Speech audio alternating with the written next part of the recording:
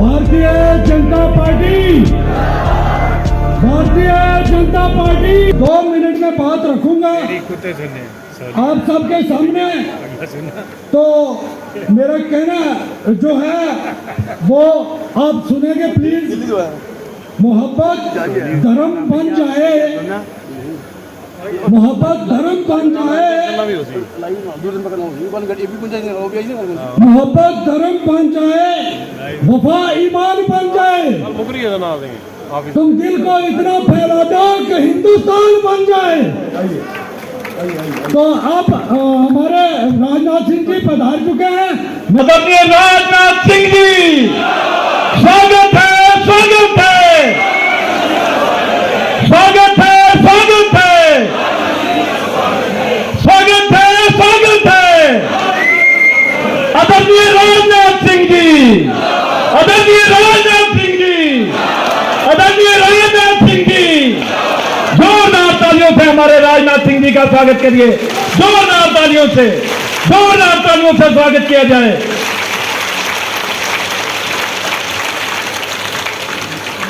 सभी बहनों और भाइयों, क्योंकि आगे वाला प्रोग्राम जो है वो बड़ा शॉर्ट है, अब मैं हमारे बीच में भारतीय जनता पार्टी के जिला अध्यक्ष राजेश रैना जी के लिए भी जोरदार तालियों से उनका भी स्वागत करें। राजेश रैना जी, मैं जिला अध्यक्ष राजेश रैना जी, कैंडिडेट चौधरी अब्दुल गनी जी,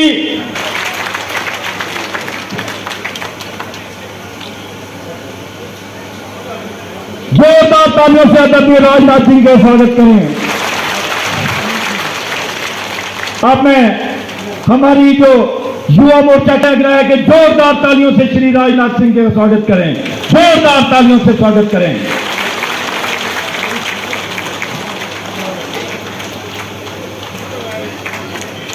जोरदार तालियों से स्वागत करें। और साइड हो जाओ। Bharatiya Janata party,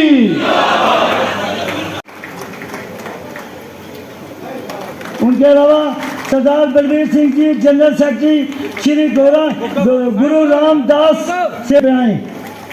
Kirat Singh ji retired principal है हमारे, वो स्टेज पे आए।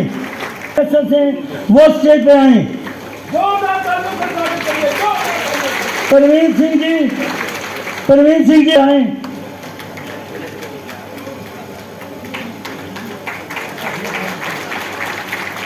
डॉक्टर जोगिंदर पाल सिंह जी, तालियों से इन लोगों का तो वेलकम किया जाए।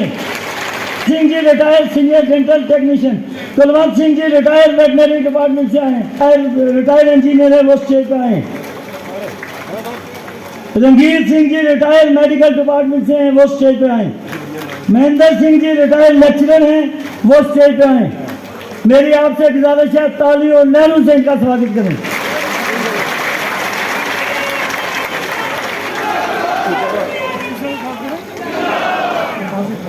Khajan Singh ji retired SO education से, खजान सिंह जी। ओंकार सिंह जी प्रेसिडेंट गुरुद्वारा प्रबंधक कमेटी से। प्रेम सागर जी रिटायर्ड हेडमास्टर हैं। मैं उन तमाम लोगों से रिक्वेस्ट करूँगा स्टेज पर जो हमारे साथी स्टेज पे हैं, एक थोड़ा पीछे उनको एक फोटो ले लेंगे सारे। आजाद हिंदुस्तान, हिंदू मुस्लिम सिख किताब, हिंदू मुस्लिम सिख किताब।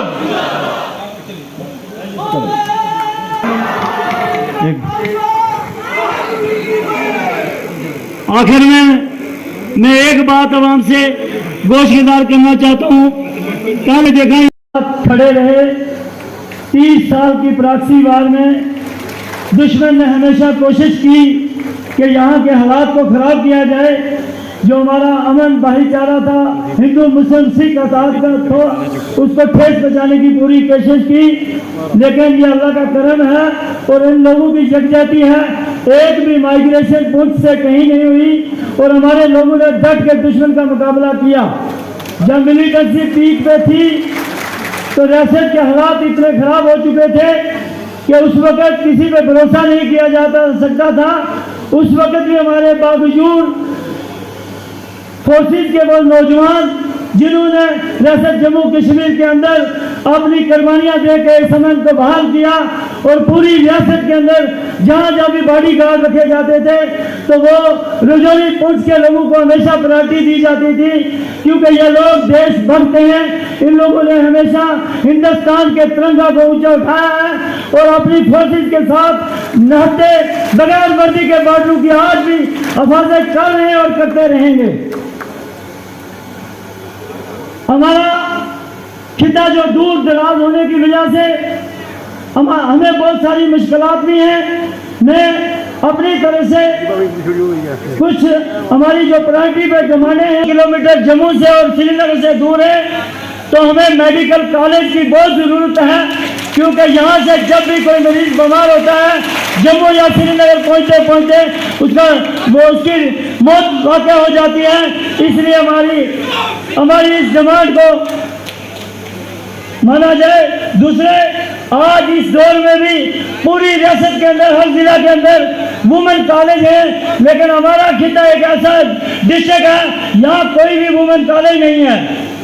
तीसरे, हमारा मुगल शाहरा जो तो श्रीनगर को जोड़ती है, वैली को जोड़ती है, उस पर जो टनल जो है उसकी अहम जरूरत है, क्योंकि हमारी जो मुगल शाहरा है वो सिर्फ साल में 6 महीने ही चलती है। तो हम चाहते हैं कि अगर यहाँ टनल बन जाएगा उससे हमारा टूरिज्म को भी फरोग मिलेगा और खासकर रिलीजियस टूरिज्म को फरोग मिलेगा, क्योंकि जो लोग लाखों की तादाद में बाबा बर्फानी के दर्शन करने आते हैं, वहाँ से होते हुए बाबा चटानी के दर्शन करते हुए जब यहाँ से जाएंगे तो इस इलाका की जो इकोनॉमिकल कंडीशन है वो भी बूस्ट होगी और हमारे नौजवानों को रोजगार मिलेगा। इसके लिए हमारी आपसे गुजारिश है कि ये टनल जो है बहुत ज़रूरी है पुंछ के लिए। हमें हमारी वफादारी को मद्देनजर रखते हुए, हमारे लोगों की कुर्बानियों को मद्देनजर रखते हुए और इन लोगों की हुब्बुल वतनी को मद्देनजर रखते हुए पुंछ रजौरी की एक बॉर्डर बटालियन जो है कम से कम एक बॉर्डर बटालियन बनाई जाए। अल्लाह के फजल से वो बॉर्डर बटालियन जो होगी वो सब पे भारी पड़ेगी, आप देखेंगे। हमारे कई लोग, हमारे डेली वेजर हैं, हमारे एसपीओज हैं, हमारे कुक्स हैं, हमारे होमगार्ड में लोग हैं, अरसा दराज से जो है उनकी सर्विस जो है पक्की नहीं हुई। हम चाहते हैं कि उन लोगों को रेगुलराइज किया जाए और ताकि उन गरीब के घरों का चूल्हा भी चल सके। हमारा बॉर्डर पे फेंसिंग लगी है, हमारे कुछ गांव जो है फेंस लाइन से आगे रह चुके हैं। हमारी ये गुजारिश है आपसे कि फेंस लाइन 0 लाइन पे ले जाई जाए, हमारे लोग साथ रहेंगे। हमने पहले भी आर्मी के साथ शाना बिशाना काम करते हुए उस फेंस लाइन को लगाया और आज भी आवाम जो है तैयार है अपनी फोर्सेस के साथ वो फेंस लाइन जो है 0 लाइन पे जानी चाहिए। हमारा पुंछ शहर जो है यहाँ सड़कें बहुत कंजेस्टेड हैं, हमें एक रिंग रोड जो है यहाँ रिंग रोड की जरूरत है। आप अपने खिताब में ये सारे जितने भी हमारे मुतालबात हैं उनको पूरा करेंगे। हमारा डिस्ट्रिक्ट एजुकेशन के लिहाज से भी हमारे यहाँ कोई प्राइवेट स्कूल नहीं है, इतने अच्छे स्कूल नहीं है। हमें एक इकलव्या मॉडल स्कूल जो है वो पुंछ के लिए दिया जाए, उसके लिए आपसे हमारी गुजारिश है।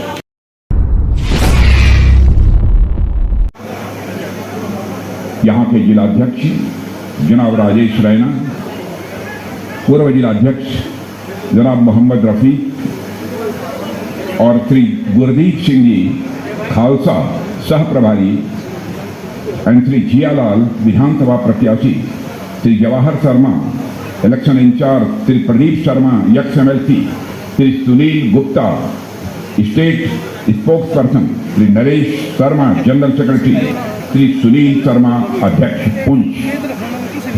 यहाँ मौजूद मेरे सभी सम्मानित बहनों एवं भाइयों और मेरे सम्मानित बुजुर्गों, बहुत ही गर्मजोशी के साथ आप लोगों ने हम लोगों का स्वागत किया है, बहुत ही गर्मजोशी के साथ किया है। लेकिन मैं जानता हूं भारत की परंपरा है और शिष्टाचार का तकाजा भी है, स्वागत, अभिनंदन और सलाम दुआ कभी एक तरफा नहीं होना चाहिए। इसलिए मैं भी अपनी तरफ से अपना शीश झुकाकर आप सभी का हार्दिक अभिनंदन करता हूं, आप सभी का स्वागत करता हूं। आज मैं बोलते हुए अपने कैंडिडेट चौधरी साहब को सुन रहा था। बहनों भाइयों, मैं यकीन दिलाना चाहता हूं, लंबे समय से भारत की पॉलिटिक्स में मैं हूं, लगभग मोर देन 35 ईयर से मैं या तो असेंबली में रहा। समस्याओं को, आपकी प्रॉब्लम्स को प्रभावी तरीके से आवाज देने का काम करेंगे तो हमारे कैंडिडेट मिस्टर चौधरी करेंगे।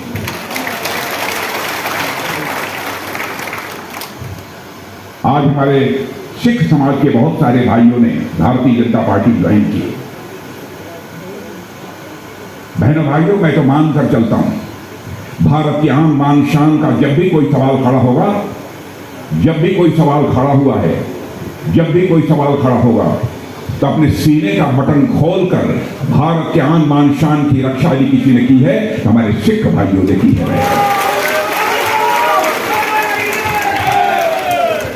और मैं कहना चाहता हूं, इंडियन कल्चर को, भारत की संस्कृति को बचाने में जो उनका बहुत बड़ा योगदान है, कितने लोग कुर्बान हो गए, उस सिख समाज के कंट्रीब्यूशन को यह देश कभी भूल नहीं सकता। अब बैठ जाओ, क्या कोई बात नहीं, बैठिए बैठिए, कोई बात नहीं, अब बैठिए बैठिए, जनता जिता रही है आपको।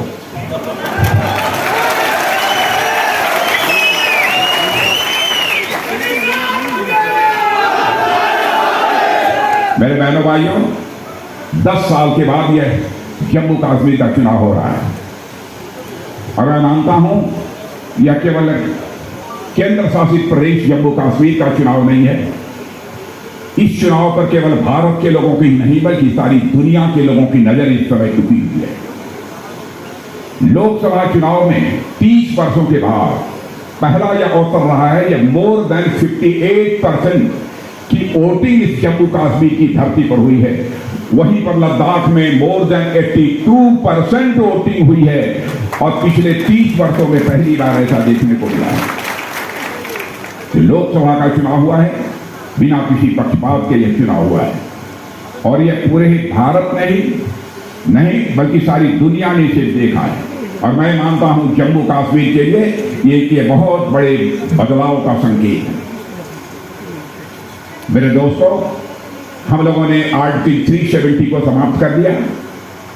कांग्रेस, नेशनल कॉन्फ्रेंस और पीडीपी जैसी पॉलिटिकल पार्टी चारों तरफ हाय तौबा मचा रही हैं, शोर मचा रही हैं। वह आएंगी तो आर्टिकल 370 जो समाप्त किया गया है पुनः उसको बहाल करेंगी। मैं इन दोस्तों से कहना चाहता हूं, चाहे वो नेशनल कॉन्फ्रेंस हो, चाहे वो पीडीपी हो, चाहे वह कांग्रेस हो, भाइयों भाइयों, आर्टिकल 370 बहाल करने का काम कैसे यह कर पाएंगे? जिसकी सेंटर में गवर्नमेंट होती है वही आर्टिकल 370 बहाल कर सकता है। बहनों भाइयों, या आपके आंखों में धूल झोंक कर आपको गुमराह करके आपका समर्थन हासिल करना चाहते हैं। और मेरा यह मानना है, सच्ची राजनीति और अच्छी राजनीति वही है जो जनता की आंखों में धूल झोंक कर न की जाए बल्कि जनता की नजरों में नजर मिलाकर राजनीति की जाए, वही अच्छी राजनीति होती है। भाइयों, मैं अपनी बात कहना चाहता हूं, अपनी पार्टी की बात कहना चाहता हूं। हम धारा 370 किसी भी सूरत में बहाल नहीं होने देंगे, मैं आपको यकीन दिलाना चाहता हूं। हम नजरें छुपाकर राजनीति करने वाले लोग नहीं हैं, हम नजरों से नजर मिलाकर राजनीति करने वाले लोग हैं। कितने लोगों को तबाह कर दिया धारा 370 ने यहां पर। आतंकवादियों ने जितने लोगों को मारा है मेरे बहनों भाइयों, उसमें मोर देन 80% यदि मारे गए हैं तो हमारे मुस्लिम भाई बहन मारे। उसके बाद भी आर्टिकल 370 को फिर से बहाल करने की बात करते हैं। क्या यह कांग्रेस, नेशनल कॉन्फ्रेंस के लोग चाहते हैं कि फिर से वैसे ही हालात पहले पैदा हो जाए? यहां पर रोज सैकड़ों लोगों की जानें हैं। बहनों भाइयों, कोई इसे बर्दाश्त कर ले, लेकिन भारतीय जनता पार्टी से किसी भी सूरत में बर्दाश्त नहीं करेगी। हम आपको धोखे में नहीं रखना चाहते।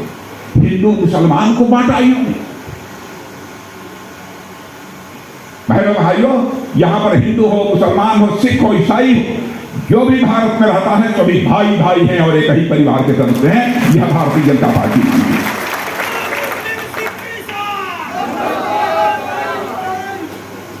हिंदू और मुस्लिम में तफरका पैदा करने का काम भारत की राजनीति में किसी ने किया है तो कांग्रेस ने किया है। केवल वोट हासिल करने के, केवल सरकार बनाने के। मेरे बहनों भाइयों, मैं कहना चाहता हूं, राजनीति केवल सरकार बनाने के लिए नहीं की जानी चाहिए। राजनीति की जानी चाहिए तो देश बनाने के लिए राजनीति की जानी चाहिए, समाज बनाने के लिए राजनीति की जानी चाहिए। ये क्या कर रहे हैं? हमारे पाकिस्तान से जो हमारे शरणार्थी भाई आए थे, बहुत सारे सब मुस्लिम थे, उनको वोट, राइट टू वोट नहीं था, वोट देने का अधिकार नहीं था। वाल्मीकि समाज के लोग और सफाई कर्मियों को, इनको वोट डालने का अधिकार नहीं था। बहनों भाइयों, सारा अधिकार हम लोगों ने आर्टिकल 370 समाप्त करके दे दिया है। वह भी इंसान है। इंसान और इंसान के बीच भेदभाव क्यों होना चाहिए? केवल इंसान और इंसान को लड़ाकर ये सरकार बनाना चाहते हैं। शेड्यूल ट्राइब के लोगों को इन लोगों ने क्या क्या नहीं किया है। असेंबली में बहनों भाइयों, उनको जगह नहीं थी। शेड्यूल ट्राइब को जम्मू कश्मीर की असेंबली में हम लोगों ने सीट रिजर्व कर दिया। क्या हमने अपराध किया है? बहुत सारी ऐसी जातियां थी, पद्दारी जनजात, पहाड़ी जात, समूह, गड्ढा ब्राह्मण, कोली, इन सभी को शेड्यूल ट्राइब का दर्जा देने का काम यदि किसी ने किया है तो हमारी सरकार ने किया है, हमारे प्राइम मिनिस्टर ने दिया है। और मैं कहना चाहता हूं, आर्टिकल 370 के कारण बहनों भाइयों हमारा जम्मू कश्मीर बहुत ही पीछे छूट गया। लेकिन मैं यकीन दिलाना चाहता हूं, क्योंकि जिंदगी में हमने राजनीति की है तो जनता की आंखों में धूल झोंक कर राजनीति नहीं की है। मैं यकीन आपको दिलाना चाहता हूं मेरे बहनों भाई, आप देख रहे हैं, आप 10 वर्षों के अंदर यदि एक बार भारतीय जनता पार्टी की जम्मू कश्मीर में सरकार बना दो, इस हिंदुस्तान का सबसे डेवलप्ड स्टेट यदि कोई होगा तो आपका जम्मू कश्मीर होगा मेरे बहनों। भारत का संविधान यहां लेटर एंड स्पिरिट में लागू नहीं होता है। धारा 370 समाप्त करने के बाद वह लेटर एंड स्पिरिट में अब यहां पर लागू होगा। लाल चौक पर भारत का तिरंगा झंडा नहीं लहराता था। मैं पूछना चाहता हूं, ईमान से भी कोई कहे अपने कलेजे पर हाथ रखते, जो राज्य भारत का हिस्सा है क्या वहां पर भारत का तिरंगा नहीं लहराना चाहिए? मैं आपसे पूछना चाहता हूं पीछे के लोगों से, क्या यह इंसाफ नहीं है कि वहां भारत का तिरंगा लहराना चाहिए? लेकिन बहनों भाइयों, आज किसी ने मां का दूध नहीं पिया है कि लाल चौक पर भारत का तिरंगा झंडा फहराने से हमको कोई रोक दे। बहनों भाइयों, किसी ने मां का दूध नहीं पिया। हम तो कहते हैं पाक ऑक्युपाइड जो हमारा कश्मीर है, वहां के लोग इतने परेशान हैं, आप कभी जाते होंगे तो आपको जानकारी मिलती होगी। अब वहां के लोग यह सोचते हैं, जम्मू कश्मीर में जिस तरीके से धीरे धीरे परिवर्तन प्रारंभ हुआ है, सारा हिंदुस्तान में जिस तरीके से परिवर्तन हो रहा है मोदी जी के नेतृत्व में, और हमारा देश आगे बढ़ रहा है, अब वो लोग ये सोचने लगे हैं अब हमको अधिकृत कर जम्मू कश्मीर के रूप में नहीं रहना है, बल्कि हमको भारत में भी मिला दिया जाए तो हमारी खुशहाली बढ़ जाएगी।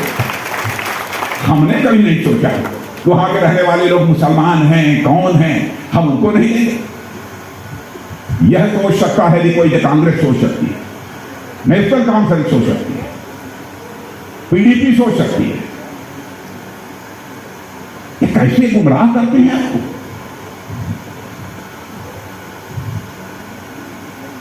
बहनों भाइयों, आपने देखा होगा धारा 370 समाप्त होने के बाद आतंकवादी वारदातों में कितनी कमी आई है। और मैं यकीन दिलाना चाहता हूं, अब हमारा जम्मू कश्मीर टेररिज्म के लिए नहीं जाना जाता है दुनिया में, बल्कि टूरिज्म के लिए जाना जाता है मेरे बहनों। टूरिज्म के लिए जाना जाता है। बहुत सारी समस्याएं हैं, और हमारे यहाँ के कैंडिडेट चौधरी साहब ने भी बहुत सारी मांगे हमारे सामने रखी। मैं उनको बतलाना चाहता हूं, आप एक बार चुनाव हो जाने के बाद एक डेलीगेशन लेकर मुझसे मिलिए।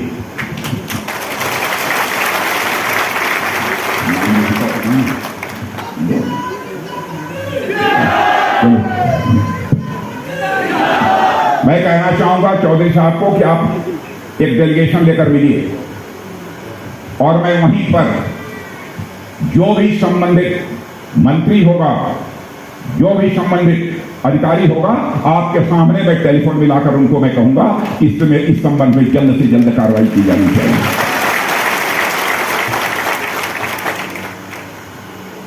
बहनों भाइयों, बहुत बड़ी हसरत लेकर आप सबके सामने मैं यहां पर आया, बहुत बड़ी हसरत लेकर आया।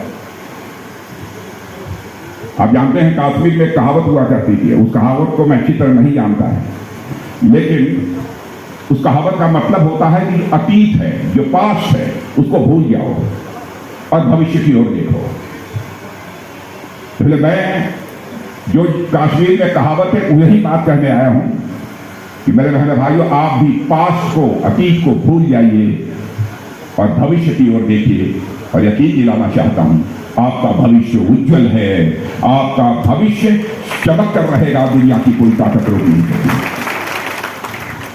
क्योंकि मैं जानता हूं जम्मू कश्मीर के जो हमारे भाई हैं, उनकी सोच, उनकी कल्चर, उनकी संस्कृति और उनके स्वभाव में ही आगे देखना और आगे बढ़ना यह बराबर रहा है। और यह देश पर देश की आजादी के बाद कुछ ऐसे फैसले किए गए मेरे बहनों भाइयों, उस फैसलों का यह नतीजा हुआ, जो धरती का जन्नत जिस जम्मू कश्मीर को कहा जाता था, वह अतीत के बवंडर में फंस कर रह गया मेरे बहनों भाई। उस बवंडर से हमको निकालना है। आगे की सोचने वाला, लगातार आगे बढ़ने वाला, जम्मू कश्मीर को लंबे समय तक इन हुक्मरानों ने तरे हुए पीछे रखा है। और इस जम्मू कश्मीर को हिंदू मुसलमान की सियासी बाढ़ में बांटने वाले या कैसे भूल जाते हैं कि यह धरती जिस पर शंकराचार्य जी 1000 साल पहले नंगे पांव आए थे, यह वही जगह है जहां एक पर्वत है, मखदूम साहब की जियारत है। यह वह धरती है। इतना ही नहीं, बल्कि इसी हरि पर्वत पर माता शारदा देवी का भी वास करती हैं और इसी पर्वत पर छठी पातशाही भी है। बहनों भाई, कैसे भूल जाते हैं? यह वह कश्मीर है जहां पर कश्मीरी पंडित और मुस्लिम दोनों मिलजुल कर खीर भवानी, अमरनाथ यात्रा, चरारे शरीफ की तीर्थ यात्रा करते हैं और त्योहारों में एक साथ ये भाग लेते हैं। बहनों भाई, यह एक धरती है, इसीलिए इसे जन्नत कहा जाता है। लेकिन सियासी हुक्मरानों ने इसे तबाह कर दिया, इसे बर्बाद कर दिया। लेकिन जम्मू कश्मीर तबाह नहीं होने पाएगा, यह मैं अपने प्रधानमंत्री नरेंद्र मोदी जी की तरफ से आपको मैं विश्वास दिलाना चाहता हूं, क्योंकि जम्मू कश्मीर को लेकर उनके दिल में कैसी तड़पन है उसको मैं अच्छी तरह मैं जानता हूं मेरे बहनों भाई। इसलिए मैं कहना चाहता हूं, हमारे पूर्व प्रधानमंत्री आदरणीय अटल बिहारी वाजपेयी जी ने एक बार कहा था उन्होंने, इंसानियत, जमहूरियत और कश्मीरियत, इस पर उन्होंने बल दिया था। पर यहाँ के जो पॉलिटिकल फैमिलीज हैं, उन्होंने केवल सियासत और सियासत को ही तवज्जो देने का काम किया है। केवल सियासत की बात नहीं की जानी चाहिए। कहीं पर भी यदि किसी राजनीतिक को बात करनी है तो इंसानियत की बात करे मेरे बहनों भाइयों, यह मैं कहना चाहता हूं। ये लोग कहां इस देश को ले जाना चाहते हैं, यह हमारी समझ में नहीं आता है।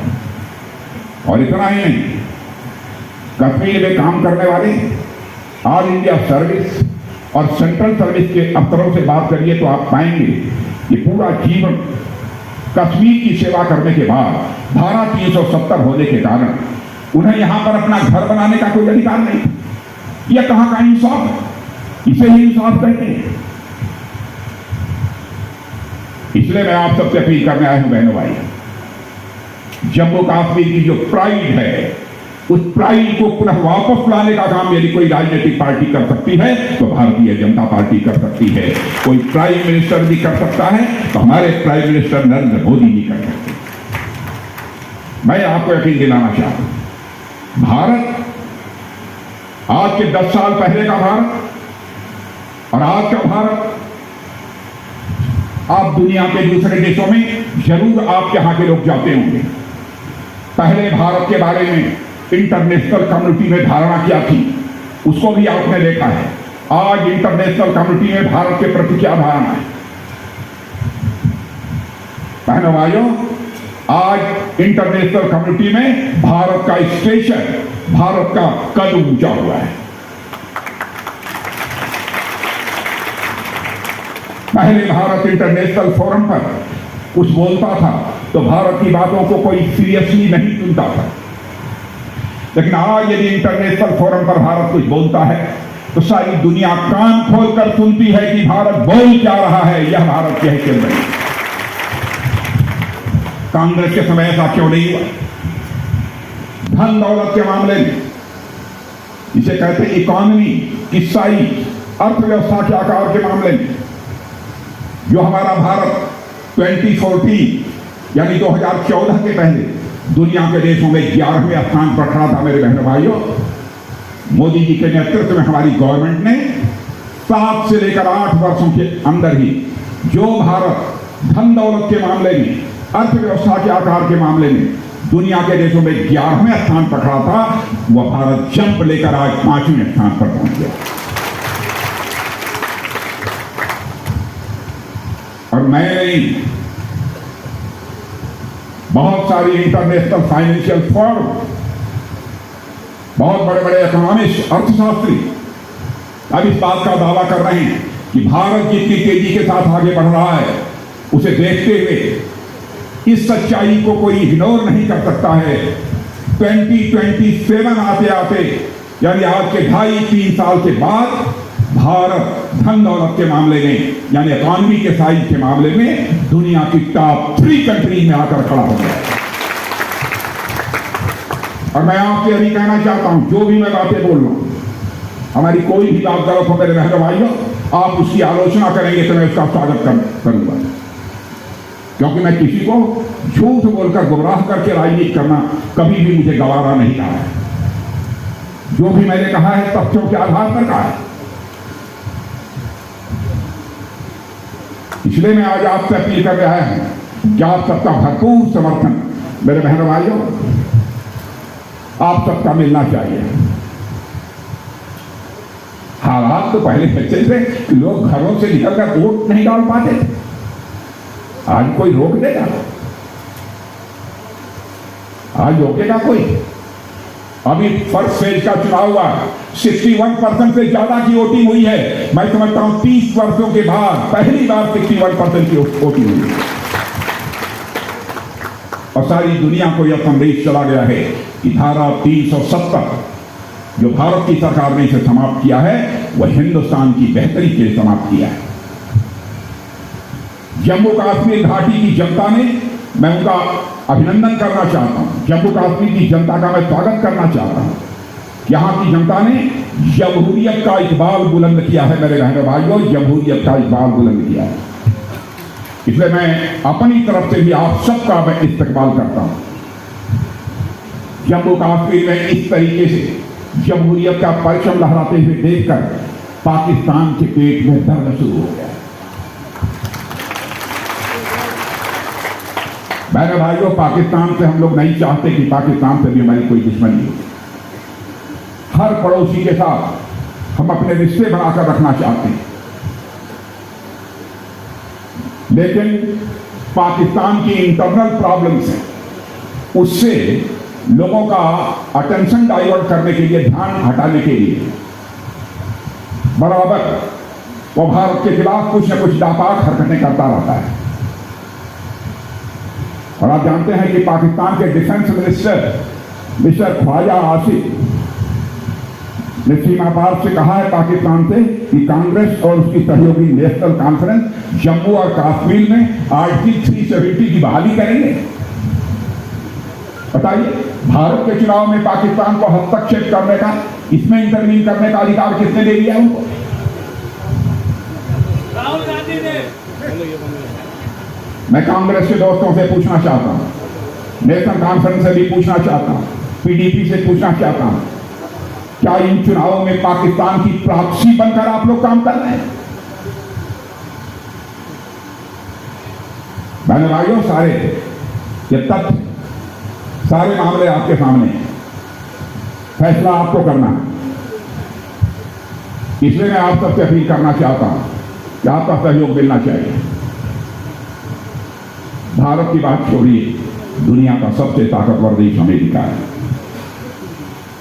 ताकतवर देश दुनिया का सबसे अमेरिका माना जाता है। दूसरा ताकतवर देश चीन माना जाता है। क्या आपको इस पर एक गौरव की अनुभूति या सेंस ऑफ प्राइड आपके अंदर पैदा नहीं करती कि धन दौलत के मामले में 2.5 साल के अंदर ही, 3 साल के अंदर ही हमारा भारत अमेरिका और चीन के बाद दुनिया में तीसरा देश है। हमारे प्रधानमंत्री ने कहा है कि 2047 आते आते हमारा भारत एक डेवलप्ड नेशन के रूप में इमर्ज कर जाए। ये लोग कर क्या रहे हैं? भारत की शान देखिए। रूस और यूक्रेन, इसकी लड़ाई चल रही है पिछले 2 साल से, मालूम है कि नहीं आप लोगों को? रशिया और यूक्रेन, पीछे के लोगों को मालूम है रूस और यूक्रेन की लड़ाई चल रही है। दोनों देशों की तरफ से मिसाइल, बम, तो गोले चलाए जा रहे हैं। रूस के लोग भी मारे जा रहे हैं, यूक्रेन के लोग भी मारे जा रहे हैं। जब रूस और यूक्रेन के बीच यह वार प्रारंभ हुई तो उस समय हमारे भारत के रहने वाले बहुत सारे स्टूडेंट, विद्यार्थी जो यूक्रेन में पढ़ते थे, उनकी संख्या लगभग मोर देन 25,000 है। उनके माता पिता जो भारत में रहते थे, उन्होंने कहा, मोदी जी चाहे जो कुछ भी हो जाए, आप हमारे बच्चों को यूक्रेन से निकालिए और उन्हें भारत ले आइए, भले ही उनकी पढ़ाई हो या ना। बहनों भाइयों, कितना यह कठिन काम था, इसकी आप कल्पना करिए। दुनिया का कोई देश जो काम नहीं कर पाया है, उस काम को यदि किसी ने किया तो हमारे प्राइम मिनिस्टर नरेंद्र मोदी।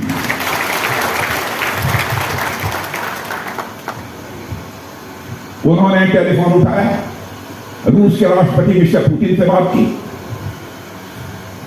और साथ ही यूक्रेन के राष्ट्रपति मिस्टर जेलेंस्की से बात की। और भारत की शान देखिए मेरे बहनों भाइयों, 4.5 घंटे के लिए युद्ध रुक गया और हमारे 22,000 से अधिक बच्चे यूक्रेन से चलकर भारत आ गए। यह है भारत। बहनों भाई, इसलिए हम आपका समर्थन चाहते हैं। प्रॉब्लम्स बहुत हैं। मैं इससे पहले डिफेंस मिनिस्टर रहने से पहले भारत का गृह मंत्री था, होम मिनिस्टर था। और मैं बताऊं, मैं कश्मीर गया, वहां मुझे जानकारी मिली कि मुस्लिम कम्युनिटी के हमारे कुछ छोटे छोटे बच्चे, 9 साल, 10 साल, 11 साल, 12 साल, स्टोन पेल्टिंग में उनके खिलाफ FIR दर्ज है और लोग जेल भेजे जा रहे हैं। बहनों भाइयों, पूरा जम्मू कश्मीर इस बात का साक्षी। मैंने उस समय आदेश दिया था कि बच्चों का गुनाह नहीं है, बल्कि इन बच्चों को गुमराह किया गया है, इसलिए बच्चों के सारे केसेस विड्रॉ कर लिए जाने चाहिए। यह काम की जम्मू कश्मीर ने किया। बराबर डिवाइड एंड रूल की पॉलिसी लोगों ने अडॉप्ट की है। जम्मू कश्मीर को बचा लो मेरे बहनों भाइयों, यही अपील कर रहे हैं। और इस बार जम्मू कश्मीर में एक बार भारतीय जनता पार्टी की सरकार बना दो, अब देखो उसके बाद क्या करिश्मा होता है। करके गुमराह करके चले जाते हैं। नेता वह है जिसके दामन पर लंबे राजनीतिक जीवन के बावजूद कोई एक दाग भी नहीं लगी।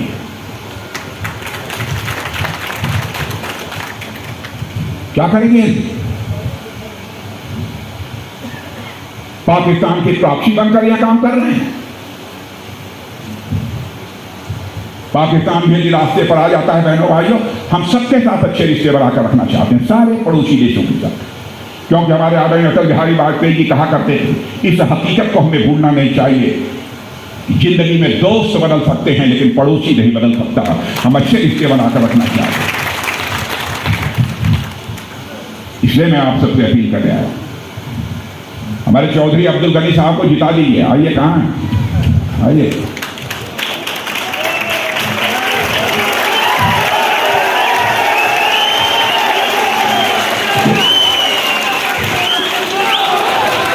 और मैं बताऊं आपको चौधरी अब्दुल गनी खान जब बोल रहे थे तो नीचे से लेकर ऊपर तक मैं इनको देख रहा। ऊपर वाले ने बनाया भी खूब है,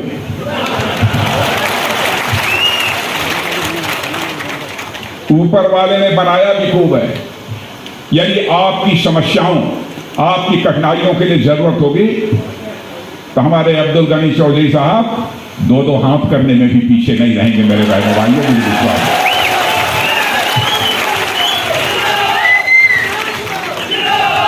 और फिर से मैं अपनी बात कहना चाहता हूं कि अब्दुल गनी जी आप लेकर आइए समस्याएं।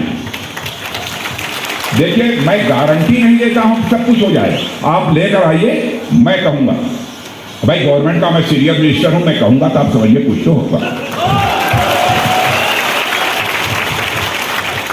और प्रधानमंत्री जी कितने सेंसिटिव हैं जम्मू कश्मीर के प्रति मैं जानता हूं। बहनों भाइयों, जम्मू कश्मीर के विकास के लिए हमारे प्राइम मिनिस्टर ने कभी खजाने की चिंता नहीं की है। और मैं यकीन दिलाना चाहता हूं पूरे जम्मू कश्मीर के मेरे बहनों भाइयों को, जम्मू कश्मीर में खुशहाली लाने के लिए, जम्मू कश्मीर को फिर से जन्नत बनाने के लिए जो भी खर्च करना होगा हमारी सरकार खर्च करेगी। मैं आपसे अपील करता हूं।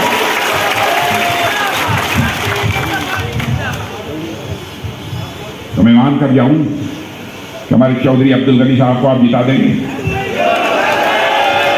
भाई मीडिया वाले देख लो, आप लोग ना यहां दिखा दीजिए जरा, मीडिया वाले लोग देख लें आपको।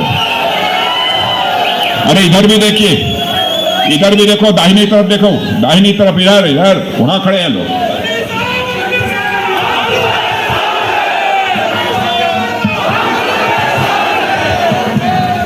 आप यदि कहिए तो चौधरी अब्दुल गनी साहब से मैं एक वादा करा लूं पक्का। और आपसे भी मैं वादा करता हूं कि मेरे बहनों भाइयों, यदि आपने चौधरी अब्दुल गनी को जिता दिया तो मैं चौधरी अब्दुल गनी को कहूंगा एक बार मुझे फिर से पुंछ की धरती पर बुला लेना।